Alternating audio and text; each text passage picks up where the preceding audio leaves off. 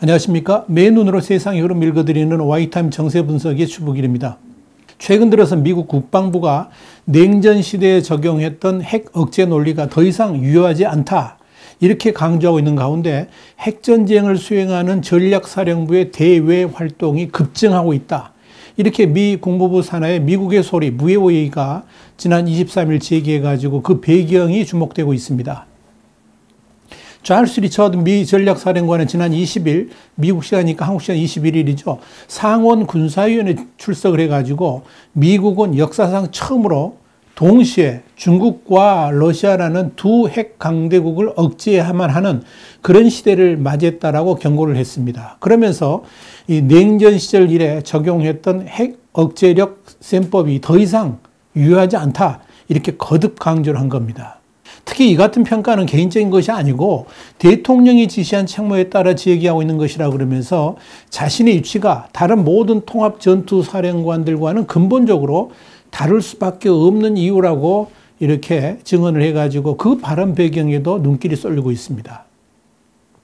그러면서 리처드 사령관은 미국의 전략적 억제력은 재래식 전략을 포함해서 또 모든 합동군의 임무 달성을 위한 기초가 된다 그랬습니다. 그러면서 70년 넘게 방치해둔 핵무기 자산으로는 어떤 정책도 효과적으로 시행할 수 없다라고 지적을 했습니다. 그런데 말입니다. 이 부요이가 미 전략사령부가 적성국에 대한 억제력 강조와 함께 동맹을 안심시킬 수 있는 대외 발신도 늘리고 있다, 이런 사실도 지적을 했습니다. 지난해 미 공군이 전략폭격기 자산을 한 곳에 고정시키지 않고 특정 시점과 목적에 따라 전 세계에 전개하는 이른바 역동적 병력 전개, 이걸 공표한 이래 인도태평양과 유럽 정부에서 전략폭격기 전개 빈도가 급증했다는 겁니다. 이 같은 개념이 적성국에게는 불확실성을 이야기하면서 동시에 동맹들에게는 세계 어느 곳이든 미국의 전략 자산을 신속히 전개할 수 있다는 신호를 발신하려는 셈법이 반영됐다, 이렇게 부요이는 전했습니다. 또 전략사령부는 최근에 핵무장 적성국을 상정해가지고 실시해오던 비공개 모의 전쟁 훈련을 처음으로 공개를 했는데요. 이 훈련 2개 이상의 핵무장 적성국에 대한 동시 대처를 염두에 둔 억제력 강화 훈련으로 평가가 되고 있습니다. 미국 범정부 부처의 통합전투사령부, 그리고 동맹들의 유사시 핵무장한 적성국에 맞선 총체적인 전쟁 수행 범위를 알리는 것에 목적을 두고 지난 12일부터 16일까지 이 훈련이 실시됐는데요.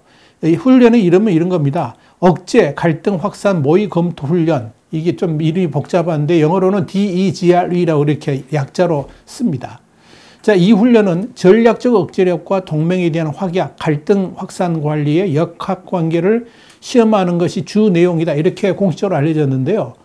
이 올해 제기된 이 훈련에는 전략사령부에도 인도태평양, 수송, 우주, 사이버, 북부 이렇게 5개 통합전투사령부하고 해군참모대항, 또 북대서양조약기구, 그러니까 나토본부, 미국 측 인원들이 다 참가했습니다.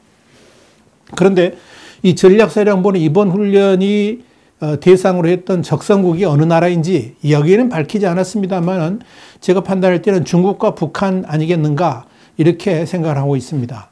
이런 움직임에 대해서 브루스 베넷 이 랜드 연구소 선임 연구원은 모의 전쟁 훈련이, 그러니까 DEGRE가 존재한다는 사실은 알고 있었지만 민감한 훈련이기 때문에 비공개로 진행해왔다 그러면서 실시를 공표하는 것 자체가 이례적이라, 이렇게 말을 했습니다. 그러면서 그는 이 전략사령부의 이 같은 대외 행보는 실제 핵전쟁 상황에 대비한다는 국방부의 최근 변화된 셈법이 그대로 반영된 것이라 그러면서 앞으로 이 군사정책 전반에 상당한 변화를 이야기하게 될 것이다, 이렇게 전망을 했습니다. 베넷 선임연구원은 이어서 냉전 종식 이래 지난 30여 년 동안의 전략사령부 본연의 임무인 핵전쟁 수행 역량에 대한 투자가 강화된 측면이 있었다 그러면서 최근에 중국, 러시아뿐만 아니라 북한 같은 나라에서 동시다발적인 핵 위협 증대가 이 전략사령부의 역할을 재조명하게 된 결정적인 계기가 됐다라고 설명을 했습니다.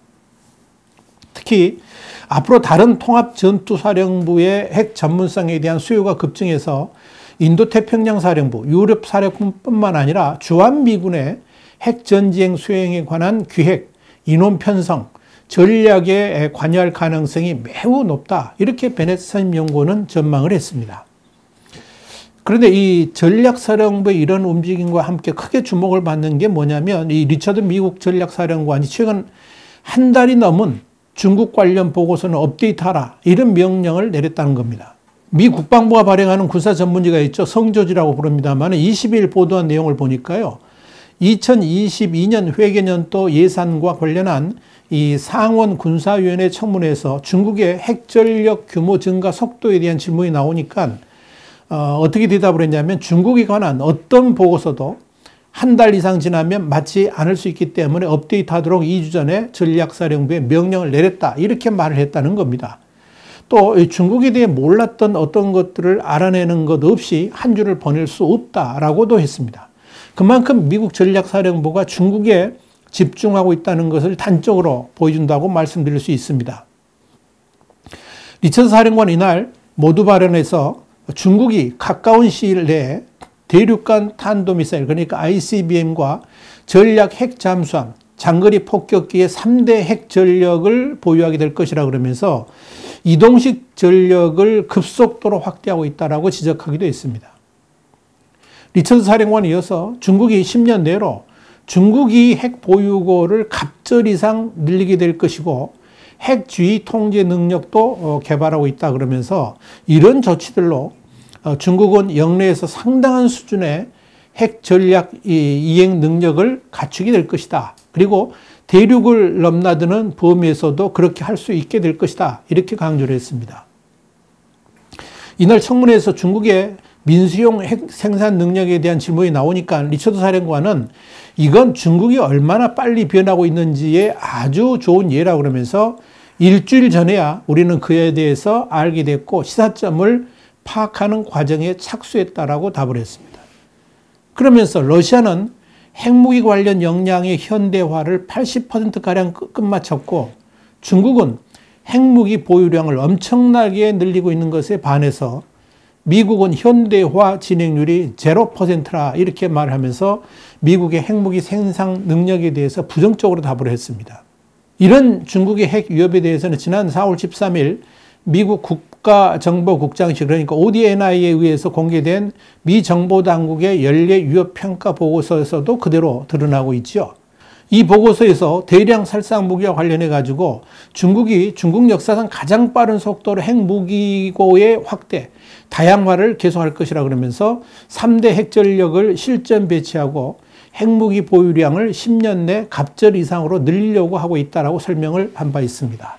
그러면서도 전략사령부는 북한에 대해서도 경고를 했는데요. 리처드 사령관은 북한이 영내 불안정을 이야기하고 국제 질서를 부인하는 행위를 지속하는 등 미국과 동맹에 계속 안보 도전으로 남아있다라고 밝히기도 했습니다. 북한은 특히 미 본토 전역을 공격하도록 설계된 대륙간 탄도미사일을 시험하고 또 다량의 전구 탄도미사일도 보유하고 있다 그러면서 그렇게 밝힌 겁니다. 리처드 사령관 또 댄 설리번 상원 의원이 이런 질문을 했습니다. 아주 긴 질문인데요.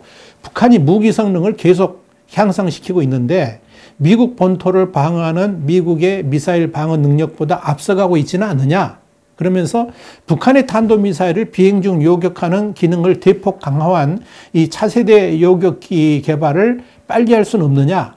지금 개발 중인 20기의 이 차세대 요격기 없어도 이 북한의 미사일을 방어할 수 있느냐? 뭐 이렇게 계속해서 이렇게 질문하니까 뭐라고 답변을 했냐면 불량국가 북한에 대한 미사일 방어와 관련해서 미국은 올바른 기준과 정책을 갖고 있고 충분히 방어할 수 있다라고 자신했습니다.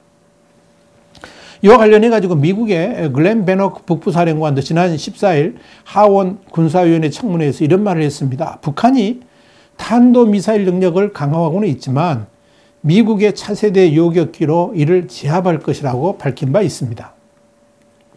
청문회에 함께 출석했던 제임스 디킨스 우주사령관도 서면 답변 자료에서 중국과 러시아 외 북한과 이란도 이 사이버 공격 같은 우주에서의 위협을 계속 키우고 있다라고 평가를 했습니다. 이와 관련해 가지고 리차드 사령관은 22일 국방부에서 기자회견을 가진 바 있는데요. 여기서도 이런 말을 했습니다. 우리는 북한 능력에 대해 매우 잘 알고 있고 그것을 억제할 수 있는 우리의 능력에 대해 확신한다라고 말을 했습니다. 최근 핵무장이 적성국을 상정하고 실시한 모의훈련 과정에서 북한도 염두에 뒀는가? 이런 질문이 나오니까 기밀 사안이기 때문에 답변할 수 없다 그러면서 그렇게 말을 한 겁니다. 물론 이 리처드 사령관은 북한 문제를 해결하는 데 있어서 최우선 수단은 외교라 그랬습니다. 그러면서도 미국은 한국에 확약한 약속한 노력들을 이행할 완벽한 준비가 되어 있고 자신의 목표는 그와 같은 책임과 노력을 유지하는 데 있다라고 강조를 했습니다. 그런데 말입니다. 이 제임스 도킨스 미 공군 전략적 억제력 핵통합 담당 부참모장 중장인데요. 이분도 이날 공군협회 소속의 미셸 인스티튜트가 주최한 이 화상대담에서 중국과 러시아가 가파르게 핵 역량을 고도하고 있는데 우려를 나타냈습니다. 그러면서 도킨스 부참모장은 이 같은 적성국의 추세에 대응하기 위해서는 미국의 핵무기 현대화가 반드시 추진돼야 된다고 그랬습니다.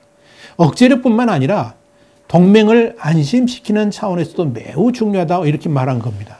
이날 대담을 진행한 로렌스 스터츠라임 전 북부사령부의 기획정책전략과장, 공군 예비역 소장인데 이분은 미국이 향후 러시아를 염두에 두고 개발을 추진 중인 이 차세대 대륙 탄도미사일, 또 지상 기반 전략적 억제력을 실전 배치하게 되면 북한과 중국의 불안정을 이야기할 수 있지 않느냐, 그런 비판이 있다 이런 말을 하니까 이분이 뭐라고 답을 했냐고 하니 그와 같은 비판에 신경 쓰지 않는다 그러면서 정말로 핵 투사를 결정해야 되는 운명의 시간이 닥칠 경우에 미국은 전 세계 지도자를 통해서 국민들에게 이의를 담보할 수 있는 수단을 갖고 있고 미국 대통령은 모든 수단을 동원해서 이의를 구할 것이다.